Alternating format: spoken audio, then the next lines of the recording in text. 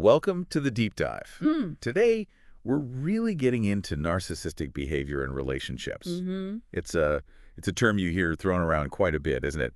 But what does it actually mean? How does it show up? Yeah, exactly. We've pulled together some really interesting sources. Got articles from Medical News Today, Simply Psychology, Psych Central, and Tres Vistas Recovery. A good mix. Yeah, the goal is basically to unpack it all, Mm.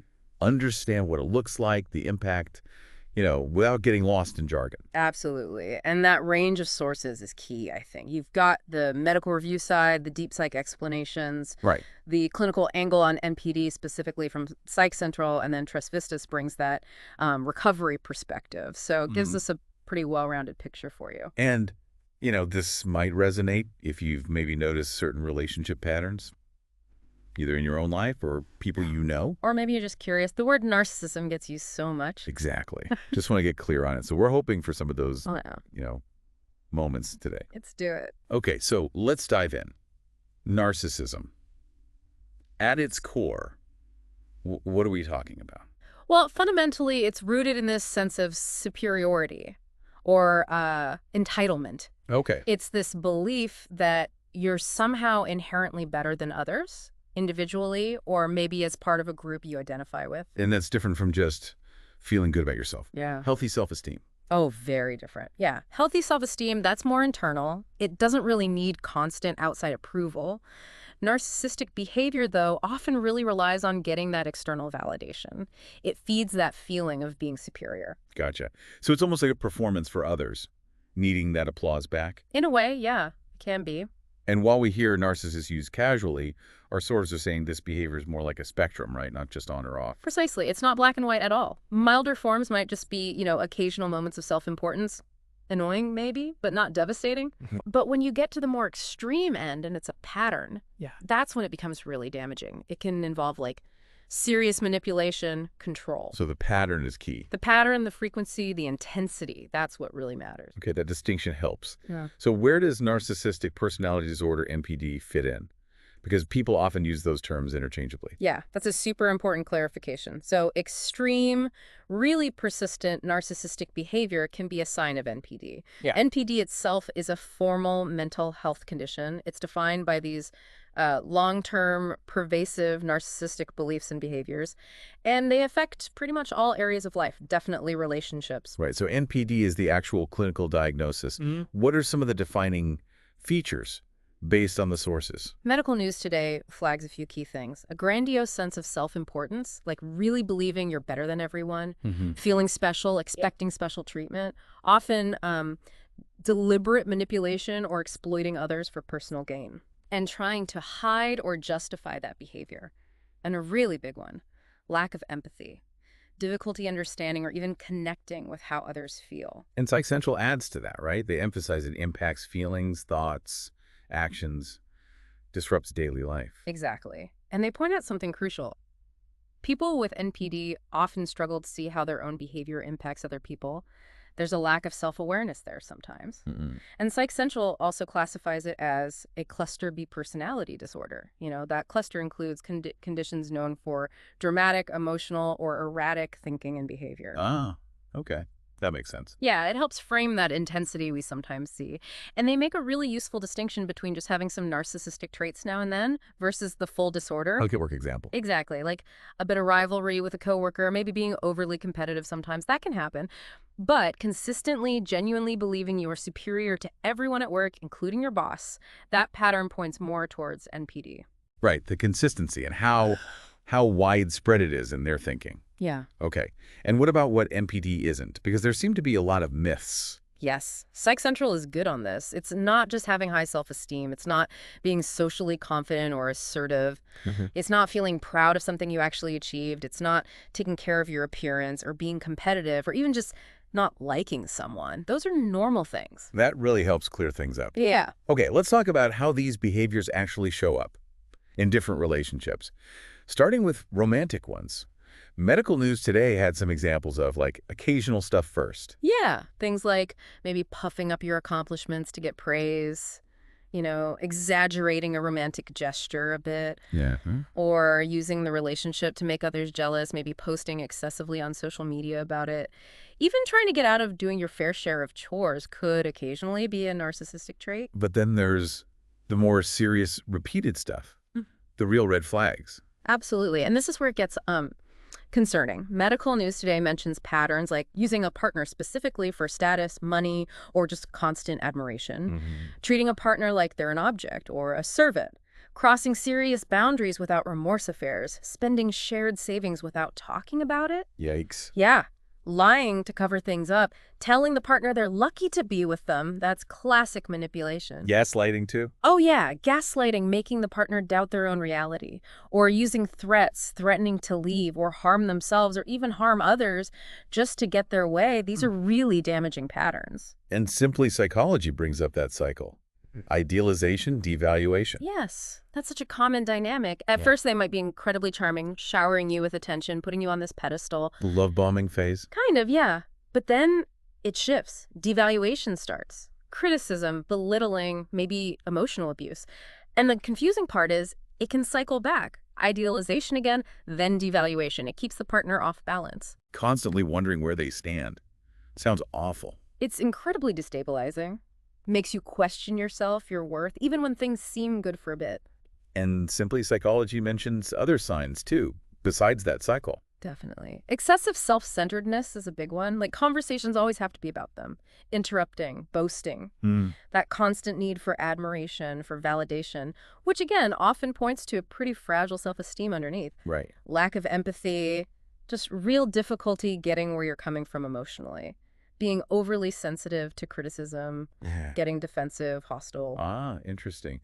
Different theories on whether that comes from low or high self-esteem. Yeah, there's some debate there, but the reaction is often disproportionate. Yeah. And then the manipulation and control tactics, gaslighting, guilt trips, using affection like a reward you have to earn, Wow. and sometimes trying to isolate you, Wow. weaken your connections with friends, family, make you more dependent on them. And Trust Vs. Recovery adds that angle about feeling restricted, like your autonomy is compromised. Yes, that's such a key feeling to pay attention to.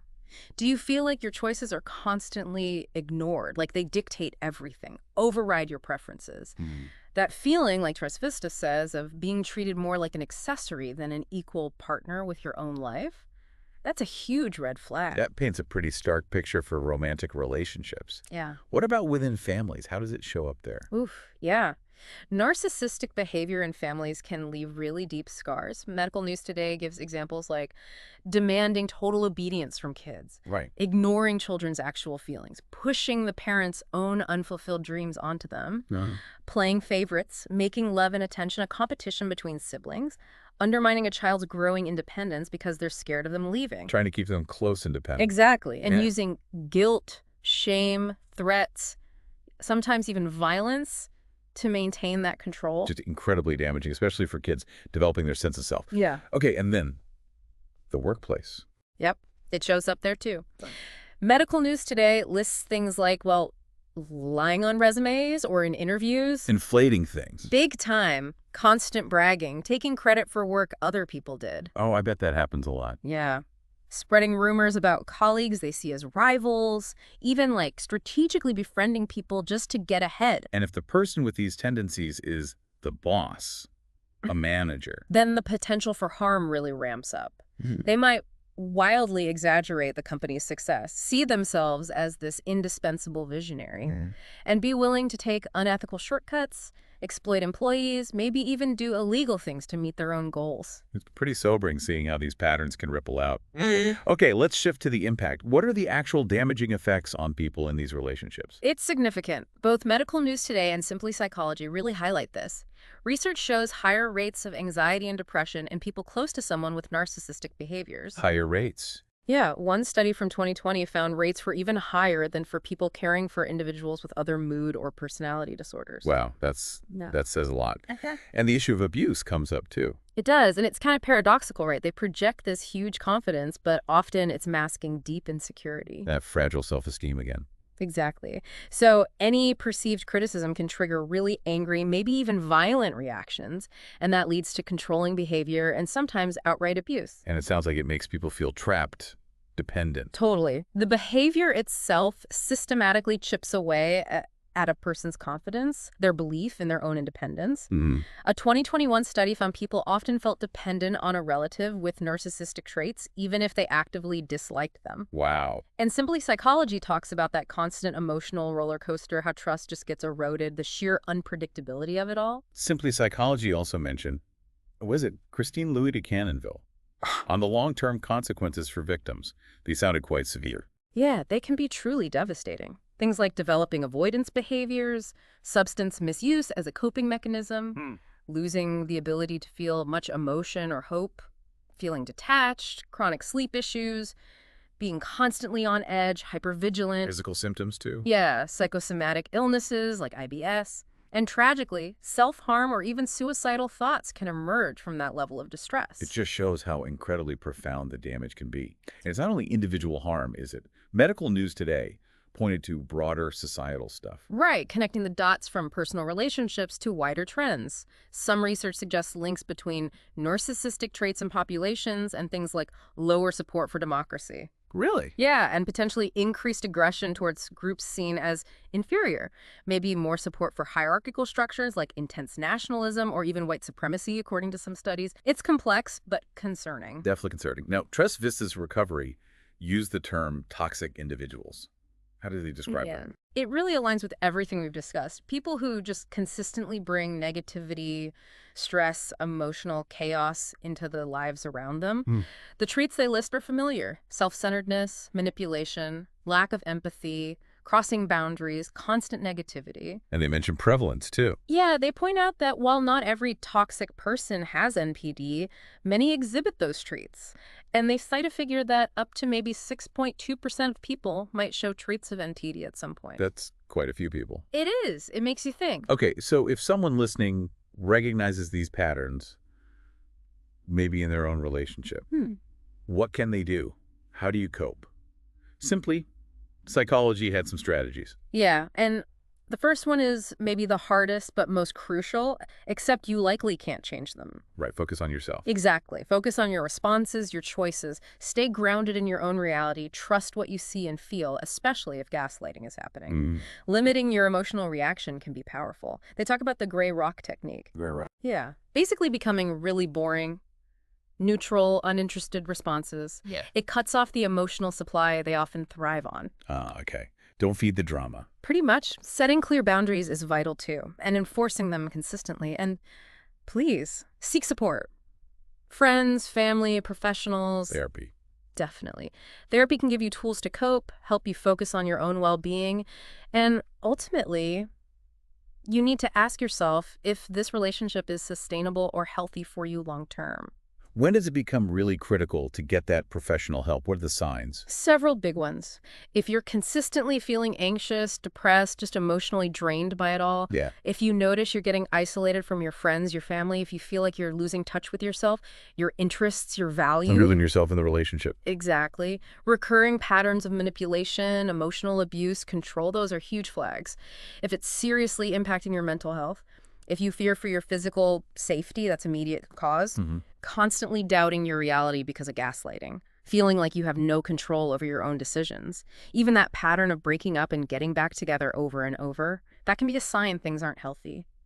And medical news today strongly advises talking to a mental health professional for guidance, safety planning, and definitely contacting domestic violence resources if you feel unsafe. Absolutely, really crucial. And if leaving is the decision, simply Psychology had advice on doing that safely. Yes, safety has to be the #1 priority. It involves practical steps, gathering important documents, belongings, keeping them somewhere safe, Planning ahead. planning the logistics, telling trusted people your plans, trying to leave when the partner isn't there or is less likely to react badly, changing passwords online, checking for trackers on your phone or car. Sadly, that's a real concern.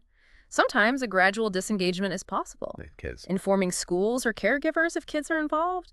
Maybe having a friend or even law enforcement there when you leave if you anticipate danger. It sounds like a lot to manage. It is, and getting therapy afterward is so important for healing. Simply Psychology also talked about how people with narcissistic traits show love. It sounded different. Yeah, distorted is maybe the word. It's filtered through their self-centeredness, their emotional limitations. That initial charm, the flattery, often it's more about control and getting attention than genuine affection. Mm-hmm. They might seem supportive, but usually there's an angle that serves them. Simply, psychology mentioned the ludus love style. Nudis. Yeah, it's characterized by game playing, deception, maybe infidelity, an avoidance of real closeness or commitment. And why is it often so hard to leave these relationships, even when you know they're bad for you? Oh, several reasons. There's still often an emotional attachment, weirdly enough, partly because of that idealization devaluation cycle. It creates a strong bond, even a toxic one. The trauma bond. It can function like that, yes. Plus, your self-esteem gets worn down over time. You start doubting if you deserve better or could even find it. And that dependency we mentioned, often they've actively isolated you, so leaving feels even harder, practically and emotionally. Okay. And just briefly, what about treatment for NPD itself? Psych Central mentioned it's tricky. It is tricky. Long-term psychotherapy is generally seen as the best bet.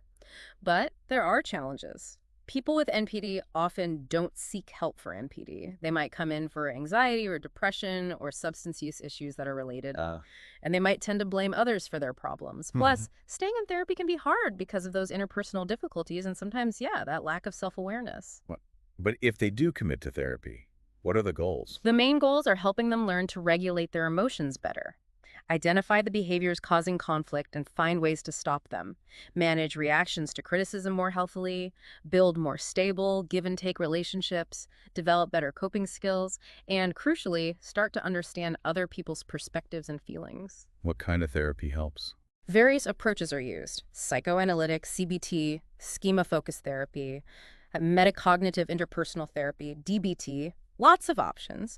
But again, a formal diagnosis needs to come from a qualified professional based on those DSM-5 criteria. Right. Okay, so bringing this all together, what are the main takeaways for everyone listening from this deep dive? Okay, key things. Narcissistic behavior, it's a spectrum. Occasional traits might pop up, but it's the persistent pattern that causes real damage in relationships. And it's really important to understand the difference between those traits and the clinical diagnosis of narcissistic personality disorder, NPD. Right. These behaviors show up differently across relationships, romantic, family, work, and the impact. It's significant, both on individuals' mental health and maybe even broader society. Okay, so that leads us to our food for thought for you. Thinking about how people exhibiting these behaviors often struggle with self-awareness and the huge impact on their relationships. Right. What could be just the very first, smallest step someone might take if they start recognizing these patterns, either in themselves or maybe in someone they care about? That is a really interesting question to ponder. And if you do want to dig deeper, Psych Central mentions resources like the American Psychiatric Association, APA, NAMI, NIMH, good places to start. Yeah, and the Medical News Today article also had links for exploring things like covert narcissism or narcissistic abuse specifically. Definitely lots more